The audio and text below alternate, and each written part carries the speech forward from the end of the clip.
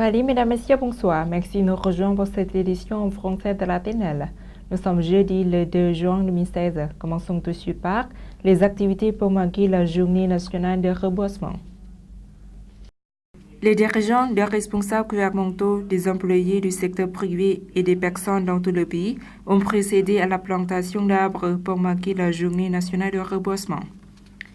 Les fonctionnaires du bureau présidentiel étaient dirigés par le président Bounyang Volatilt, alors que le personnel du bureau du gouvernement était dirigé par le Premier ministre Thongloun Sisoulith. Par ailleurs, le vice-premier ministre Somsak Siphandone, accompagné par les membres du public, des fonctionnaires, des soldats, des policiers et des étudiants, a planté des arbres au centre de recherche Sinbikun de Nam Suang, dans l'arrondissement de Nakhon Sathorn. De son côté, le ministre de l'Agriculture et des Forêts a organisé une cérémonie officielle pour marquer la journée du 1er juin. Prenant la parole lors de la cérémonie, le ministre de l'Agriculture et des Forêts, Lien Tikeo, a rappelé les statistiques sur la couverture forestière au cours des dernières décennies. Il a fait référence à une enquête menée en 1992 qui a relevé que 47% du pays était boisé. Par rapport à 2002, la couverture forestière avait diminué à 41,5%, mais a augmenté à 46,7% l'année dernière grâce à des campagnes organisées à l'occasion du 1er juin et aux efforts annuels de reboisement. M. Lien Tikeo a également rappelé un discours prononcé par le président Kaysone Phopvihan lors d'une réunion nationale sur les forêts tenue en 1989. Le président a noté que l'empiètement des forêts a atteint des niveaux alarmants et a souligné qu'il est temps d'arrêter l'exploitation des arbres et mettre un terme au non-respect des règles concernant les forêts. Il a également souligné l'importance de la plantation et de la protection d'arbres.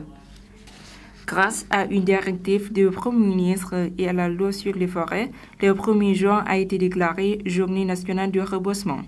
Ces événements visent à sensibiliser les jeunes générations à l'importance des forêts et de la nécessité de maintenir en permanence les forêts. Le gouvernement vise à la couverture forestière de 70% d'ici 2020 grâce à la réhabilitation de 6 millions d'hectares de forêts naturelles et la plantation d'arbres sur 500 000 hectares. Différents types d'arbres, tels que les espèces traditionnelles en bois de rose et d'autres, sont souvent plantés par des gens à travers le pays, mais beaucoup d'espèces qui poussent naturellement ont été menacées par le commerce du bois. Débat sur le projet de promotion de la gestion et de l'administration pour la zone de l'Asie du Sud-Est. Le Comité national de gestion du marché boursier, en collaboration avec l'Organisation pour le développement et la coopération économique, a organisé le 1er juin 2016 à Vientiane la 3e réunion autour du projet de promotion du travail de gestion et d'administration du marché boursier pour l'Asie du Sud-Est.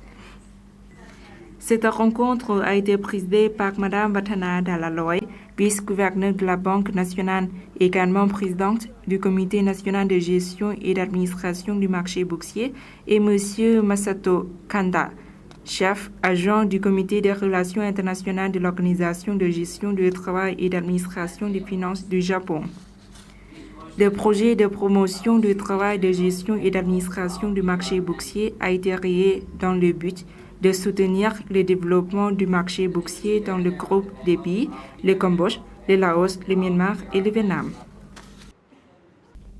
La 9e réunion pour la coopération économique du Guangxi Vinh Nam Ninh en Chine.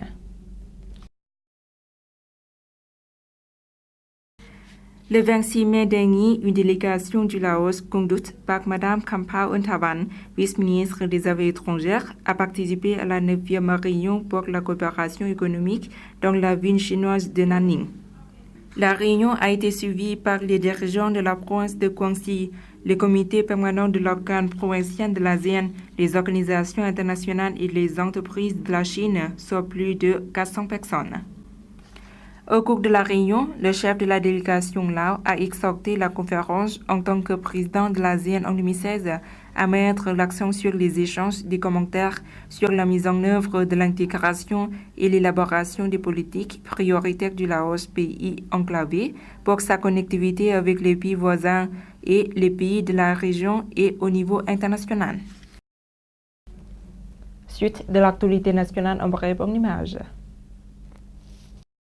Plus de 270 élèves de l'école bilingue internationale Sandala ont reçu le 31 mai 2016 au Palais national de la culture leur certificat de fin d'année au terme d'un cycle complet d'études maternelles et primaires pour l'année 2015-2016. Le certificat a été remis par Mme Ketmani Banasak, chef adjoint du service de l'éducation et des sports de la capitale, en présence de Mme Lloyd Paragusan, directrice de l'école Sandala. À l'occasion de la Journée nationale de reboisement et la Journée internationale de l'enfant, le ministère des Sciences et de la Technologie a organisé le 1er juin 2016 à l'Institut de l'énergie renouvelable et de nouveaux matériels une activité de plantation d'arbres. Cet événement s'est déroulé en présence du Dr Bovien Kambundara, ministre des Sciences et de la Technologie, des vice-ministres, du chef du bureau et des fonctionnaires concernés. Le même jour, le bureau de l'agriculture et des forêts de l'arrondissement de Pak Ngum de la capitale a aussi organisé à l'école de Nong Sombun une activité pour célébrer la Journée nationale de reboisement et la Journée internationale de l'enfant. Étaient présents à cette occasion M. Kanti Sivilai, chef adjoint de l'arrondissement de Pak Ngum, et le chef du bureau de l'agriculture et des forêts de cet arrondissement. Plus de 600 jeunes arbres ont été plantés cette année dans cet arrondissement. Le service de l'éducation et des sports de la capitale a organisé le 31 mai une activité pour marquer la Journée internationale de l'enfant et la Journée nationale de reboisement le 1er juin. Cet événement s'est déroulé en présence du Dr Anupap Tunalom, président du Conseil populaire de la capitale, de M. Litu Boapa, vice-ministre de l'Éducation et des Sports, des enseignants et des enfants. La représentation artistique des enfants, la compétition sportive et la plantation de jeunes arbres figuraient parmi ces activités. Cet événement vise à encourager les enfants à s'exprimer pour montrer leurs compétences et à user de leurs droits à l'éducation, au développement physique et à l'accès aux services de santé. Les leaders des pays de l'ASEAN et leaders d'écotourisme se rencontreront à Paksé.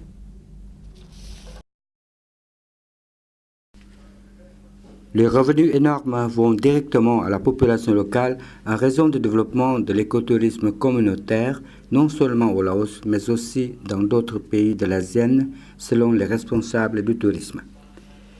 Les dirigeants de 10 nations se réuniront lors du forum écotourisme ASEAN qui se tiendra dans le district de Paksé, province de Champasak, du 21 au 25 juin pour discuter de la coopération régionale en matière de développement du tourisme durable et comment elle génère les revenus pour les populations locales. Un officiel du tourisme en charge de l'événement, M. Somsai Sitpasut, a déclaré que près de 300 délégués sont attendus pour assister au forum, dont environ 200 seront délégués étrangers. Le forum débattra sur le thème ASEAN sans frontières, feuille de route pour le développement stratégique de l'écotourisme, dont les recommandations et les résolutions les plus importantes seront incorporées dans la déclaration de Paksé sur la feuille de route de l'ASEAN pour le développement stratégique de l'écotourisme. Le forum vise non seulement à promouvoir les entreprises durables et à créer des emplois, mais aussi à favoriser une initiative régionale visant à développer le leadership des jeunes parmi la fraternité de l'écotourisme. Le Laos a déjà accueilli le Forum écotourisme Lao en 2008 et le Forum mondial de l'écotourisme en 2009. Le Laos a mis l'accent sur l'écotourisme depuis 2009.